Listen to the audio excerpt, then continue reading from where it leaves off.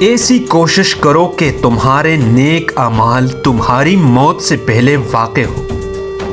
موت کے بعد تم کوئی عمل نہیں کر سکتے۔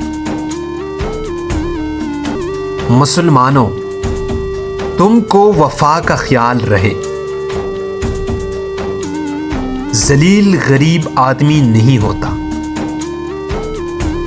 بلکہ ذلیل وہ ہے جو اپنے مذہب سے غافل ہے، جس نے لوگوں کا حق نہ پہچانا، اس نے خدا تعالیٰ کا حق بھی نہ پہچانا۔ بڑا معاملہ امانت کا ہے۔ تم اپنے آپ میں امانت کے اوصاف پیدا کرو۔ تمہاری روش امانت کے خلاف نہ ہوگی۔